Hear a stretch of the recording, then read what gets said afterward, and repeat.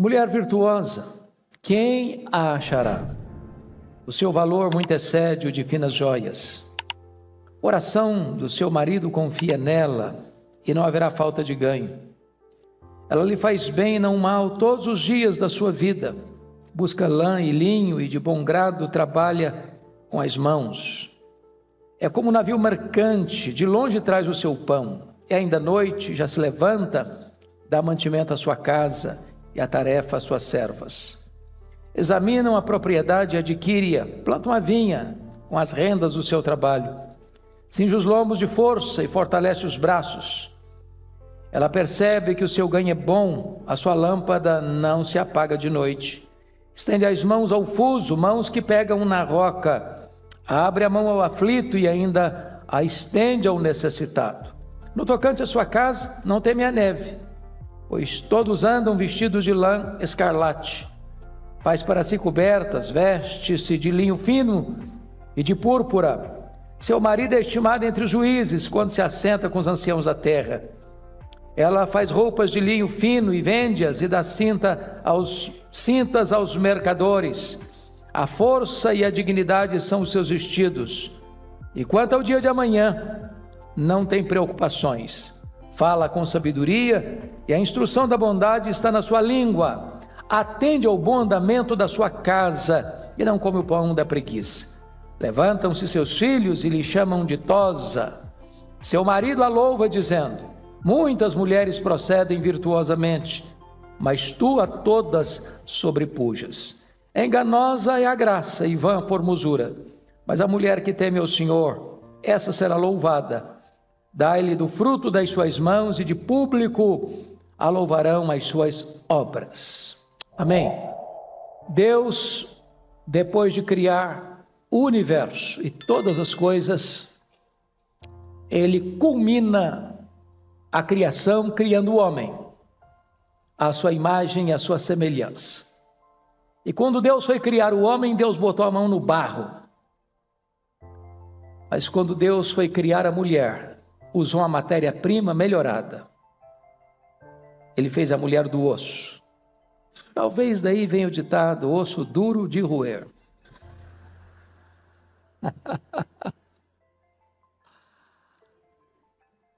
Pois bem, a mulher então é a última criação de Deus, a coroa da criação de Deus, diríamos nós, a mais excelente criação de Deus.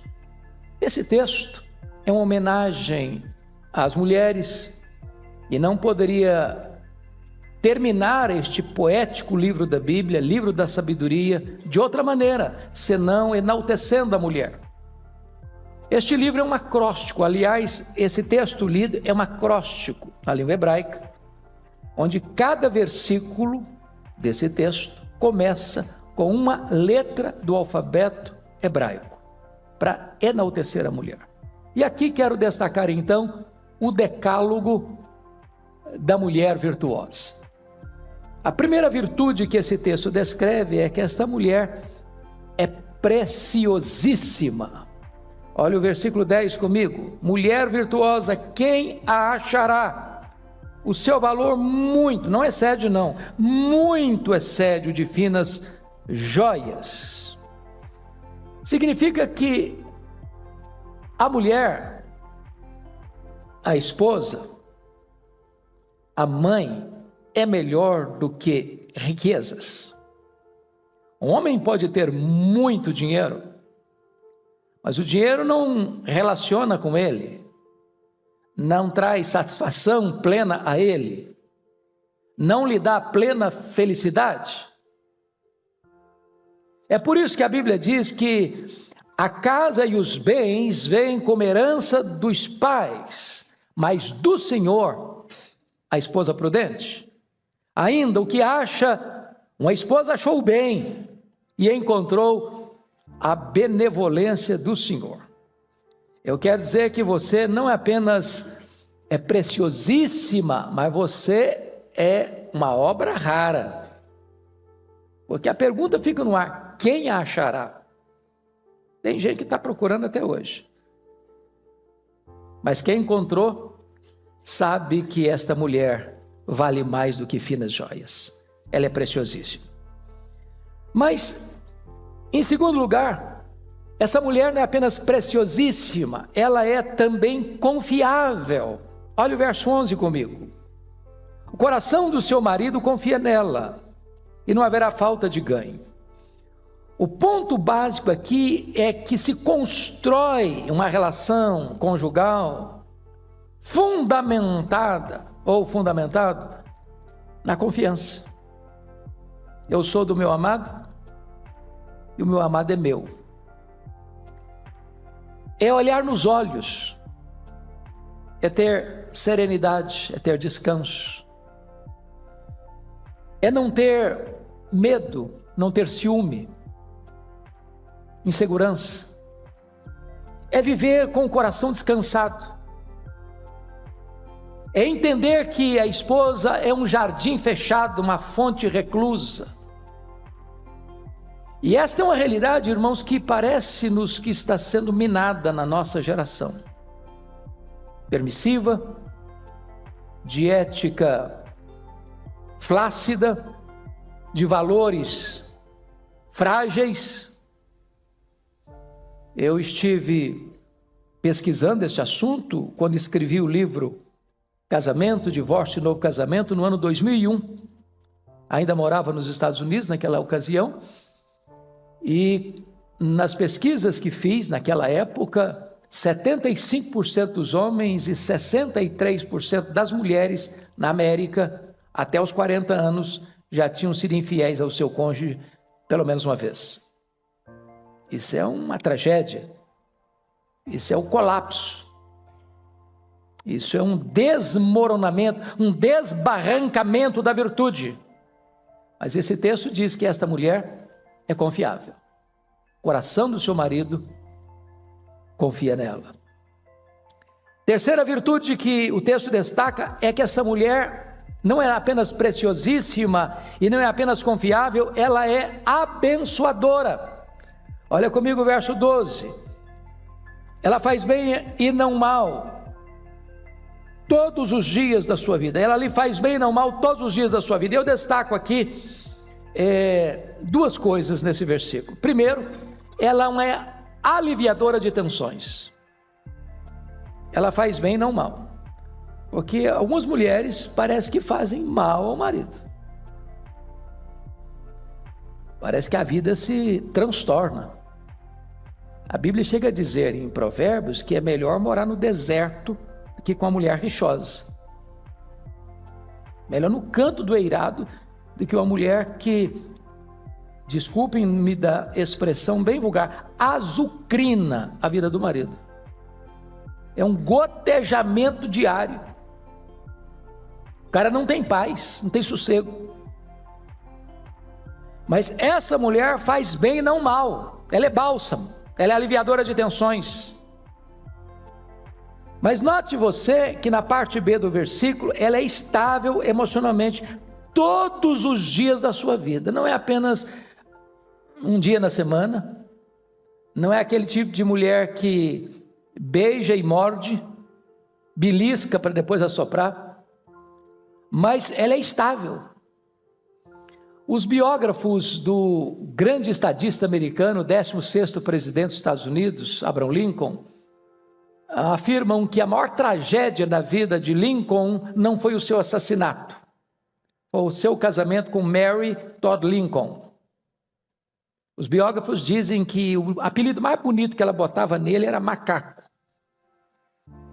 e que ela criava confusão com ele perto dos ministros de Estado, e às vezes jogava café quente no rosto dele quando ele estava em reuniões administrativas na sua casa. E ele tinha um hobby que ele gostava muito, ter reuniões até altas horas da madrugada. Não é que ele gostava de reuniões até as altas horas da madrugada, o que ele não suportava era voltar para casa. Há pouco tempo eu escutei uma história engraçada, pastor Ival. Um cidadão vendedor ambulante, a gente chamava isso de mascate, aquele vendedor de porta em porta. E aí ele chegou um dia na sapataria e procurou o vendedor e fez uma pergunta que só gente mais de 50 anos vai entender. Ele perguntou assim para o vendedor: tem sapato Vulcabras? Gente, Vulcabras é uma palavra estranha para a nossa geração. O vendedor disse: tem, sim, senhor. Aí todo vendedor de sapato olha e já vê o pé do cara, já traz um número para cima, outro para baixo, para não perder o pulo. O número do cidadão era 40. Ele trouxe um 38, um 39, um 40, um 41 para não errar. Aí o cidadão botou o sapato 38, ficou as dedinhos tudo assim apertado. Eu falei: não, esse aqui não serve, o seu número é 40. Eu falei: eu vou ficar com 38. Eu falei: não, o 38 não serve, é apertado. Não, mas eu vou ficar com 38. Saiu dali com o sapato apertado, o cara não entendeu nada. Passado um ano, o mesmo vendedor ambulante chegou na mesma sapataria, procurou o mesmo vendedor e disse: tem sapato Vulcabras? Tem, e eu me lembro de você, o seu número é 40. Eu falei: eu quero um 38. Não, rapaz, mas 40, 38 que apertar. Eu quero 38. Não entendeu nada, botou ali e já saiu com ele. Ano seguinte, o mesmo vendedor, na mesma loja, no mesmo vendedor: tem sapato Vulcabras? Tem, e eu te conheço, e o seu número é 40. Não, eu quero um 38. Eu falei: não, você vai me explicar isso, não é possível. Que negócio é esse? Mas você quer que eu explique? Eu falei: quero. Rapaz, sabe por que eu compro um 38? É o único alívio na vida quando eu chego em casa é tirar esse sapato. Se eu não tiver pelo menos esse alívio, eu não tenho alívio nenhum na vida, cara. É por isso que eu compro um 38. Dá uma olhadinha se o seu marido não está usando sapato apertado, por favor.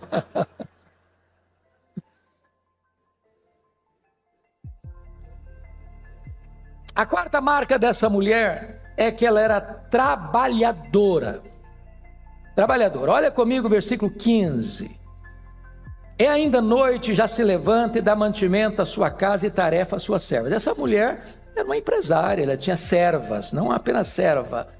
Mas quem controlava a casa era ela. Ela era aquilo que a Bíblia chama de dona de casa.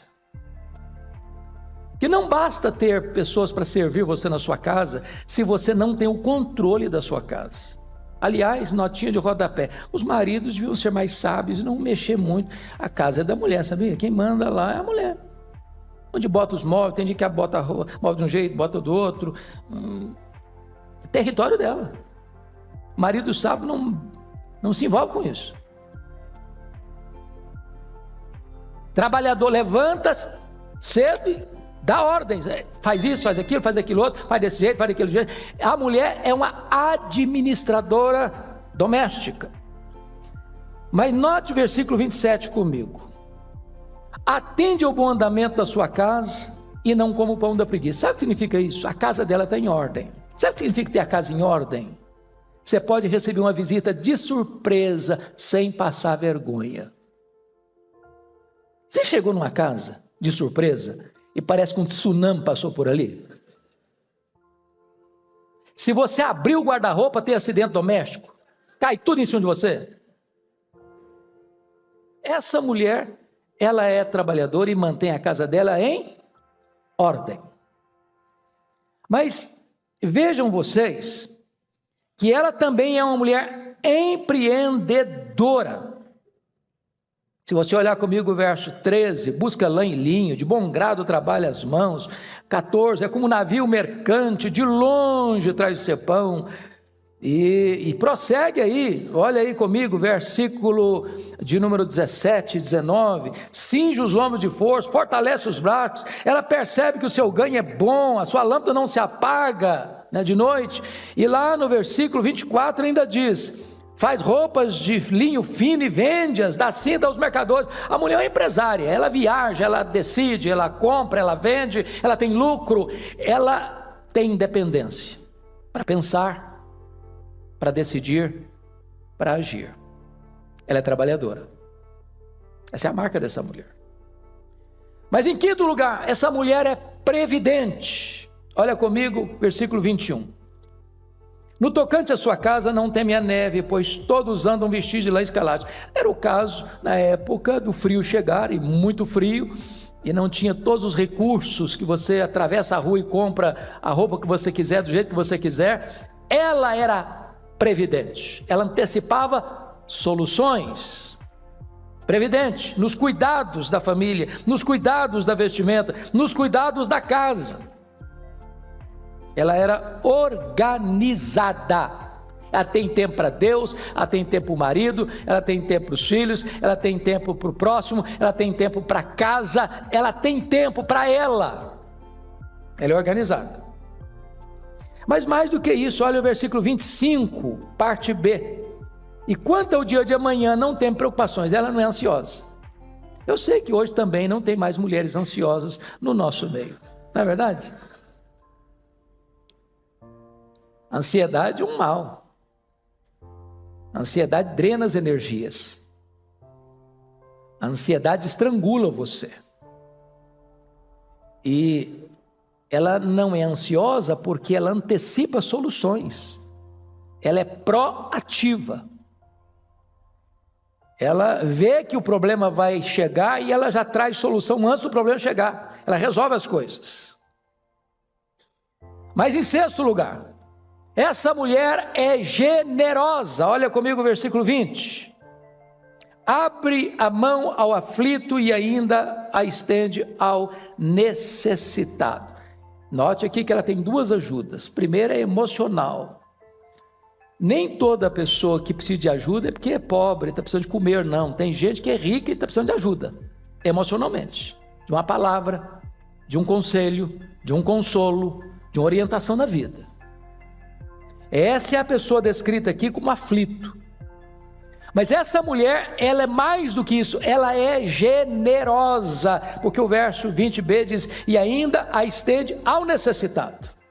Ela é rica, ela é comerciante, ela é empresária, ela tem uma casa, ela tem servas, mas essa mulher não esquece de ajudar as pessoas que precisam de ajuda à sua porta. Aqui está um princípio tão bonito. E eu acho, à luz da história, inclusive da Bíblia, que parece que as mulheres são mais generosas do que os homens. Tanto é fato que quem manteve e sustentou financeiramente o ministério de Jesus foram as mulheres da Galileia. Então, você, mulher, seja generosa. Está na hora de você ver o que você tem nas mãos e não gastar tudo com você mesmo. Não gastar tudo com a sua própria casa, não gastar tudo com a sua própria família, e você olhar o orçamento familiar e reservar parte deste orçamento para estender a sua mão ao necessitado. Mas ainda, sétimo lugar, essa mulher é elegante. Olha aí, ela cuida da sua autoimagem de duas maneiras. Primeiro, olha o versículo 17, ela cuida do seu corpo. Cinge os lombos de força e fortalece os braços. Se fosse hoje, estava malhando na academia. Deixa eu dizer algo para você, mulher. Seu marido, querendo você ou não, achando você ou não, ou gostando você ou não, ele olha você. Isso não é porque o seu marido, não, é todo homem. Deus fez o homem assim. O homem olha, o homem vê, o homem observa. Então não é porque você está casada que você pode se descuidar, não. Seu marido precisa continuar encantado com você. Porque está olhando. E a pessoa que mais precisa atrair seu marido é você mesma. Então cuide-se. Mas essa mulher não é apenas uma pessoa que cuida do seu performance físico, ela cuida também da sua imagem pública, da sua vestimenta. Olha comigo aí, por gentileza, versículo 22b. Veste-se de linho fino e de púrpura. Linho fino e púrpura era a roupa mais chique da época. É claro que ela tinha grana para comprar, tudo bem. Mas não é preciso ter grana para comprar coisa chique para se vestir bem. Vocês sabem disso. Tem gente que tem muito dinheiro, mas não tem bom gosto. E tem gente que tem pouco dinheiro e tem bom gosto. O ponto que eu quero ressaltar dessa mulher é que o seu marido pode ir com ela em qualquer ambiente sem passar constrangimento. Ela sabe se vestir. Ela tem a roupa de guerra, de viajar, de trabalhar. mas a hora que precisa, ela sabe vestir púrpura e linho fino. Ela tem bom gosto. Essa é uma característica dessa mulher. Mas mais do que isso, em 8º lugar, essa mulher é educadora. Veja comigo o verso 26, por favor. Fala com sabedoria, e a instrução da bondade está em sua língua. E aqui eu quero chamar a atenção duas coisas. Primeiro, conselheira sábia. A Bíblia diz que a mulher sábia edifica sua casa, mas a insensata, com as próprias mãos, a destrói. O que é ensinar com sabedoria? O que é educar com sabedoria? Deixe-me ilustrar isso. Peter Marshall, capelão do Senado americano, pregou um célebre sermão que virou um livreto, A Guarda das Fontes. E ele conta a história de um personagem misterioso que vivia nas matas, limpando as fontes, para que a água chegasse na vila límpida, clara, saudável. Até o dia que a Câmara Municipal se reuniu e viu o salário do guarda das fontes, diz: não, está muito caro, vamos dispensar esse funcionário, ele nem aparece, vamos construir uma caixa d'água, e a gente tira o salário dele e economiza isso. E aí dispensaram o guarda das fontes, e a água que chegava na caixa, chegava poluída, suja, contaminada. As crianças começaram a ficar doentes, os pássaros que gorjeavam foram embora, e a vila toda virou um cenário cinzento. Tiveram que reunir de novo e recontratar o guarda das fontes. E ele disse: as mães são as guardas das fontes. Um trabalho às vezes anônimo, não visível aos olhos humanos, mas vital para a família. A mãe tem o privilégio de ter mais tempo com os filhos na hora que os filhos mais podem ser instruídos. Alguém diz o seguinte: dê-me uma criança até os 7 anos e o resto pode ficar tranquilo. Os valores, os pilares são plantados nesse tempo, e as mães são essas conselheiras sábias que ensinam os seus filhos, que educam os seus filhos. É por isso que diz a Bíblia que Moisés, na fase adulta, resolve optar pelos problemas e lutas do seu povo e não aceitar as glórias do Egito. Quando ele aprendeu isso? Foi no palácio do faraó? Não, foi na infância, quando esteve com a sua mãe.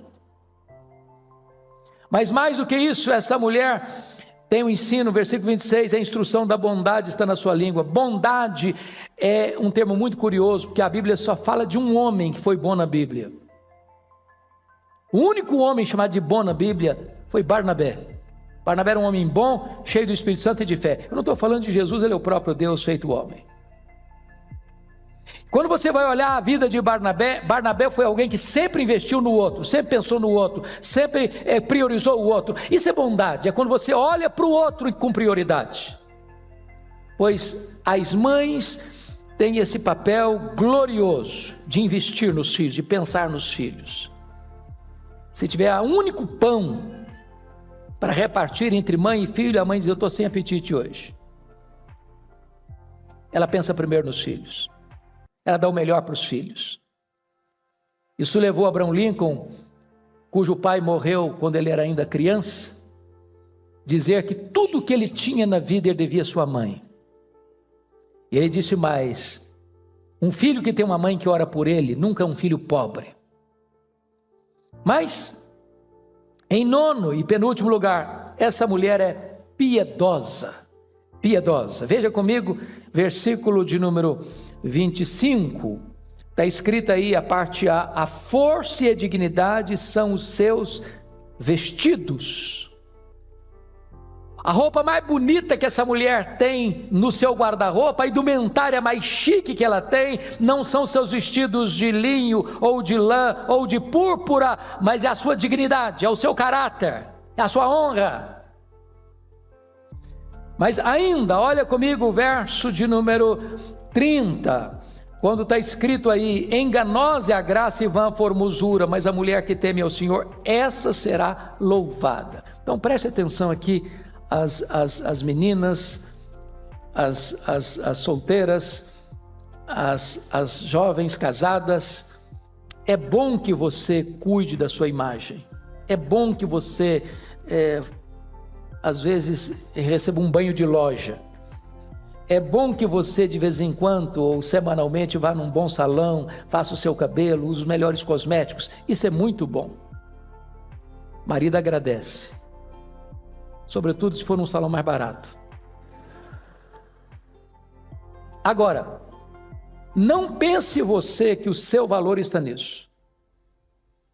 Porque, querendo ou não, o tempo vai esculpindo algumas rugas na nossa face. Essa beleza cosmética vai acabando, vai apagando, vai desvanecendo. Mas o apóstolo Paulo diz que na medida que o nosso homem exterior vai se enfraquecendo ou se corrompendo, o nosso mundo interior vai ficando mais bonito. E ele vai dizer isso: enganosa é a graça e vã a formosura, mas a mulher que teme ao Senhor. Os valores morais, os valores espirituais, esses ficam, esses permanecem. Essa mulher será louvada pela sua vida espiritual. Então tem hora que você precisa de um banho de Bíblia, mais que um banho de loja, viu? Tem hora que você tem que gastar mais tempo diante do espelho da palavra do que do espelho dos cosméticos. Cuidar da sua vida interior mais do que você cuida da sua vida exterior. Mas finalmente, em décimo lugar, essa mulher é elogiada. E veja você no verso 28, que ela é elogiada pelo marido. Olha a parte B: seu marido a louva dizendo, muitas mulheres procedem virtuosamente, mas tu a todas sobrepôs. Eu acho bonito isso, porque o princípio aqui é o seguinte: não é que você só vê virtude na sua casa, não. Que eu conheço gente que só presta gente da família dele. Só é elegante gente da casa dele, só tem virtude gente do sangue dele. Esse homem consegue ver virtude fora de casa. Existem muitas mulheres virtuosas. Mas ele diz, mas tu, ele não está elogiando lá na sauna com os amigos, não. Ele está falando para ela, mas tu a todas sobrepujas. É um elogio direto, elogiada pelo marido. Essa mulher investiu no marido. Essa mulher recebe o que plantou do marido. Quem semeia amor, colhe amor. Quem semeia bondade, colhe bondade. Quem semeia carinho, recebe afeto. É isso que está acontecendo aqui. Segundo lugar, ela é elogiada pelos filhos. Olha o verso 28. Levantam-se seus filhos e lhe chamam ditosa, feliz. Preste atenção que não é um filho ou outro. Os filhos, ela não tem preferência por um filho em detrimento do outro. Os filhos olham para a mãe e dizem, mamãe é uma mulher feliz, mamãe é uma mulher de bem com a vida, mamãe é uma mulher realizada, mamãe irradia nossa casa de prazer, de alegria, de vontade de viver. O que você planta dentro da sua casa? Quem vai a Israel sempre precisa visitar o Museu Yad Vashem, certo? Museu do Holocausto. E lá no Museu Yad Vashem tem um departamento que homenageia 1,5 milhão de crianças que foram mortas no Holocausto. E quando você entra, esse museu, ele é escuro, completamente escuro. E você precisa ir segurando num corrimão. E você vê ali 1,5 milhão de velas acesas. E quando você entra, você vai escutando o chamado dos meninos que morreram. Quando você termina de fazer o percurso, via de regra, seus olhos estão molhados de lágrimas. O Museu Yad Vashem me leva a uma lenda, chamada a lenda dos 10.000 espelhos. Diz a lenda que havia uma casa com 10.000 espelhos. Quem chegasse ali, via a si mesmo 10.000 vezes. Aí conta a lenda que um cachorrinho serelepe, faceiro, feliz da vida, atraído por esta casa, entrou na casa dos 10.000 espelhos e viu 10.000 cachorrinhos sorrindo para ele. Ele disse, esse é o melhor lugar do mundo, eu sempre vou querer voltar aqui. Que lugar maravilhoso. Só que pela mesma cidade, pela mesma rua, um cachorrinho rabugento, de mal com a vida, mal-humorado, arreganhando os dentes para quem aparecia para ele, atraído, entrou também na mesma casa e ficou horrorizado. E viu 10 mil cachorrinhos rosnando para ele. Que lugar horrível, eu nunca mais quero voltar aqui, isso é o pior lugar do mundo. Bom, a lenda é autoexplicativa. Você não reclame nunca da sua casa tem a sua cara. Se você é uma pessoa alegre, sua casa é alegre. Se você é uma pessoa otimista, sua casa tem otimismo. Se você é uma pessoa feliz, a sua casa tem esse ambiente feliz. Os meninos olhavam para a mãe e diziam: mamãe é uma mulher feliz. Refletir nos filhos. Terceiro, essa mulher é elogiada pelas suas obras. Olha o verso 31. De público a louvarão as suas obras, o que ela fez é proclamado. Me permita trazer à luz aqui a minha querida sogra. Peço permissão à minha esposa para fazer isso. Um dos funerais mais bonitos que eu já tive a bênção de participar, se é que tem funeral bonito, foi da minha sogra. E nós tomamos algumas surpresas, porque muita gente disse em público: olha, eu fui ajudado pela dona Leopoldina. Missionários, olha, eu fui ajudado por ela. Gente que nós nunca sabíamos, recebia mensalmente uma oferta dela. A família não sabia disso. E ela pessoalmente, às custas pessoais, ajudava um, ajudava outro, ajudava um, ajudava outro, mandava uma oferta para um, oferta para outro. E ali, no final da história dela, quando nós estávamos celebrando com gratidão a vida dela, as obras dela a enalteceram.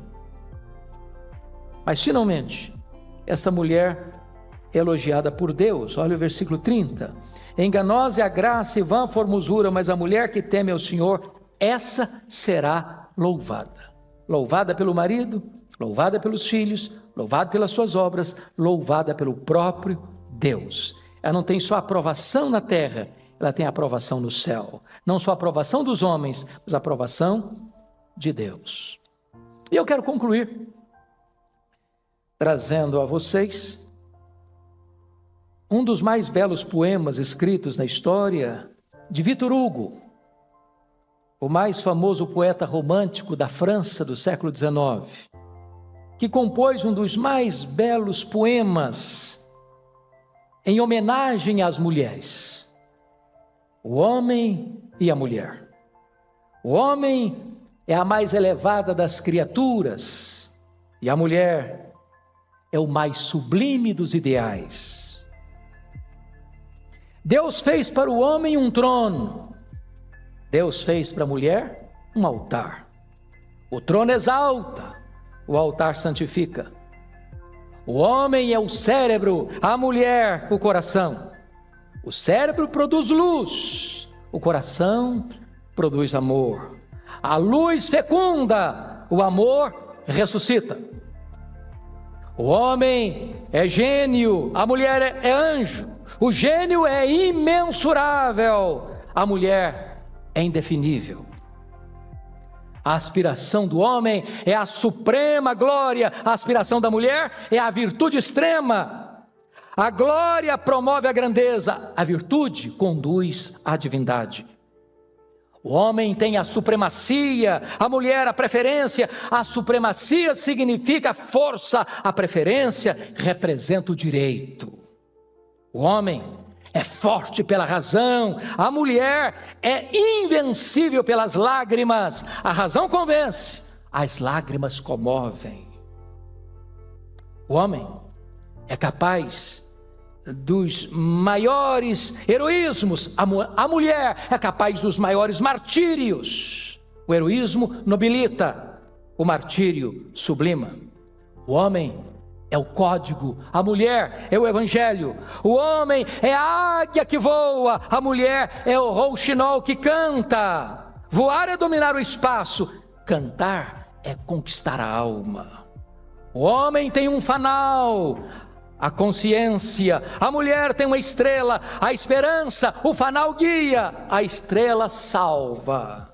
Enfim, o homem está colocado onde termina a terra, a mulher, onde começa o céu.